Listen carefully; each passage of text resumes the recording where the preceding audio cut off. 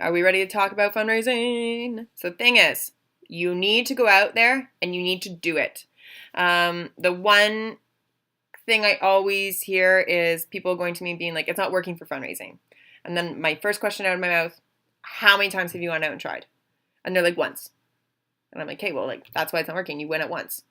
You need to go out there. You need to keep constantly trying and asking. Go to local stores, local companies that know you.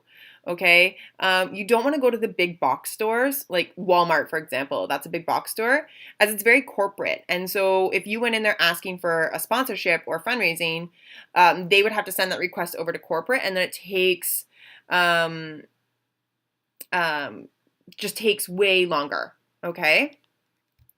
And like most of the time they say no because they donate to um, their own um, charities. Okay, so they wouldn't really donate to you. So you want to go to more local companies, people that know you. So if you go to local clothing stores or hairdresser or things like that, those are the ones you want to go to. If you're a dancer or a singer, a lot of times if you go to your dance studio or where you take singing lessons, they often might help you or sponsor you for that as well. So those are some good suggestions. You need to take the same approach you would if you were asking for a sponsorship for a sport, but this is more the arts. So, another key thing to remember is that you were selected, okay? Our CMTC is an invite only convention. So, that's a huge thing that you need to tell the companies when you're going into meeting them, that you were selected for this and that you were picked and that you were chosen and that you were selected across Canada. Okay. And with anything you need help to pay for it, whether it's the travel costs, your hotel, the overall registration fees or whatnot, that's kind of what you're fundraising for. Okay. And my biggest thing to say is when you go into a company is to use a sport as an example. Say, if I was to be coming in here saying that I was needed sponsorship for hockey, you wouldn't really think twice, right? Because you know that there's a cost associated with the tournaments and equipment and things like that. Well, modeling and acting is no different. There's training involved, there's portfolios and talent headshots and things like that. And so you do need help to get going, okay? There is a cost. Nothing really in this life is free. Go into the business and ask to speak to a manager or owner or who is in charge of sponsorship advertisement. So if they aren't there, you're going to want to leave your flyer that you've made up or your letter, and you need to then go back, then ask them when is a good time to go back and ask to speak to the manager. And then you need to make sure that you go back. Okay. Fundraising is an option, guys. If you don't want to fundraise, you don't have to. If you've already paid all your fees and everything and you want to fundraise because you're like, wow, this seems interesting, you can, and like then you just keep that money and pay off those fees for yourself. Okay. And then, so two ways to do it when you go into your business. If the manager is there, you're going to talk to them right away, kind of give them your flyer, your letter, explain that you were selected, explain what you were doing, and go from there. Oh my God, if not, schedule time to go back. If your child is a contestant, have them talk to the business owner first. It does make it easier, and then you can go into a further explanation. Don't mention the $25 minimum sponsorship. Wait until they are going to sponsor you and then let them know that it is $25 minimum to end up in our program book where over 1,000 people would see it. That's your big selling point. Their names are published in our program books where over 1,000 people will see it. They get to claim this on their taxes as an advertisement. It's not a not-for-profit. It's an advertisement on their taxes. When they pay you, it goes to you, and then you can use it to do what you like. You can then send it to CMTC to put on your account, or you can use it to pay off your payment that you've already made, or you can put it towards something else, gas, hotel, whatever, food, wardrobe, whatever you want. We do not issue receipts. You give them the receipt saying they sponsored you. Other options for it, if you don't want to do it, GoFundMe page, Facebook fundraising. I know Sarah Anthony here, that's what she does, and she's killing it. She's doing so good on it. As I was mentioning, other ways to fundraise, GoFundMe pages, Facebook fundraising pages, sending an email out to family and letting them know what you're doing. They definitely will support you for sure. You can have a bake sale, garage sale, ask businesses if you're allowed to have like a jar out to collect change. There's so many options. I saw one person doing a bottle drive. That's amazing. Collecting empty bottles, taking them in, and saving up that money that way.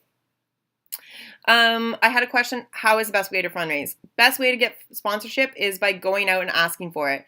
Don't just go out once, go out several times and keep trying. My best piece of advice, just keep at it, okay? Sponsorships don't have to be money either. A company can sponsor your outfits for CMTC or maybe haircuts. If you have a strong social media base, you can let the company know that every time you post at CMTC, you'll mention them. So, this is just another way to help alleviate any cost maybe that's coming at you for CMTC.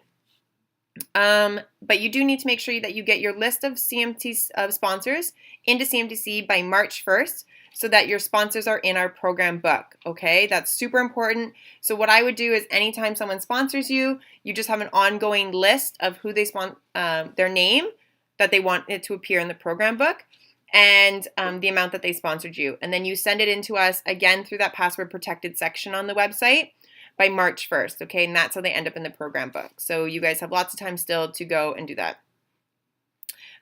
You're not going to email them to me. Again, it's through the submission section on the website under that password protected. I think I'm going to send out that password protected section again to all the contestants just so you guys know that there is another section for you on our website. Okay? So callbacks and what happens next, as I know that is a question that I got asked today too. So callbacks take place on Sunday morning. You will be given a login and password and you would go online and check your callbacks. You will need to look at all of the agents' callback sheets to see if your number is circled. So what that means, if there is 70 agents and talent managers, casting directors, all them jazz, if there's 70 of them at CMTC, you need to look through 70 sheets. So honestly, you'll look through each sheet, see if your number is circled, and then there will be special instructions on the side. You'll write down those special instructions. Special instructions could be no makeup, hair natural, wear your swimsuit, bring your TV commercial, whatever it might be. Okay? Once you are done your call, then you would go into the big ballroom at 9 o'clock. You would go and see your callbacks, and then when you're done, you get to leave. You're good to go. You're all finished. I keep seeing the question keep popping up, what happens after CMTC? Well, what happens after CMTC if you get a callback or things like that, they'll reach out to you. They might ask you to send them stuff, then you would do that. Other things, you've got that education side now, and you can start moving forward with what the next steps would be in your career. And we do talk like breakdown service comes in and does some explanation, so that would be a great start too, things like that. So there's lots of things that you can do after CMTC. When callbacks are done, you are free to go. So normally on Sunday I say around noon or 1. So you want to kind of book your flights after that time, noon and 1. Okay, on Sunday. Yeah, once you have attended, what are callbacks? Callbacks are agents, casting directors, managers, producers that liked maybe what they saw in one of the competitions or when you're walking around or whatever it might be, and they're calling you back to either give you some advice, to talk to you, to take some photos of you. Because sometimes what happens is these agents, casting directors, sorry, when I say agents, I kind of mean everyone, agents, casting directors, producers. It's just easier than me naming all this off every time. So what would happen is they might take all of your information and then they have to fly back to their country or their place of business, and then they have to show them to the rest of the team and go from there. So that's what they do. So it's not like an immediate answer right then and there, like here's your contract. That's not what happens. A lot of it is like they want to meet you more, talk to you more, things like that. But yeah, so then they have to take it back to their business and go from there. Their agent, sorry, I keep getting distracted by these questions. They have to take it back to their agency and then find out, if the rest of the agency likes you. They might ask you to send them some videos or things like that. They might send you auditions. They might send you like a script and you have to do like a self-tape and send that back to them. There's lots of things that can happen that they'll ask you to do. Does the agent take photos of their own? So at callbacks, they might take pictures of you. They're normally known as digitals, and their own measurements. You might want to have like a little, almost like business card, or for models, it's known as like a comp card. For actors, it's normally known as a headshot. So you might just want to have that with your, especially if you're independent, with your information on it, so that you can give it to the agent so that they can contact you. What are the measurements? Well, for models, the measurements you would normally have on your comp card is for females, bust, waist, hips. And on headshots, they're different. Again, it's a little bit harder to explain that. So I will be sending out some information on like some material maybe that you might want to bring with you. Again, it can also just be a simple like business card that has your contact information on it so that they have it and they know things like that. For actors, I normally recommend a headshot. So you can actually just take a beautiful, like this picture right now of me, like granted, I'm not looking amazing, but if I just like snapped a picture of this and then I printed it out on a card, like 8x10, and that would be my headshot. Put my name on it, Megan Mulvey. That's what I would do. Again, though, guys, I'm going to send out an email with examples of headshots and comp cards and things like that. Okay. Again, it's just something that you can give them at your callbacks. I once heard a story of a mom, and she was like, I was just giving out like anything I had in my purse of my daughter, her picture, and I was writing my information on it. So after that, I thought, I was like, oh, maybe I should mention to people that it's not a bad idea to have, even if it just is like a piece of paper with your names on it, or school photos, like those little wallet-sized school photos that you have, that you get of your kids. Take those and just write your information on the back of them.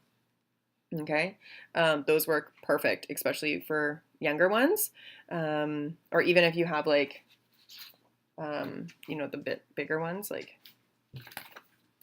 this size. Grant you, it's not a picture. This is just mail that I have. Okay, awesome. Any other questions, guys, about the Road to CMTC 2019? Or anything like that. I think I saw some questions about adding competitions. You can totally do that. You just have to go to the password protected section on our website and you go to the submission and you just let me know what competitions you want to add.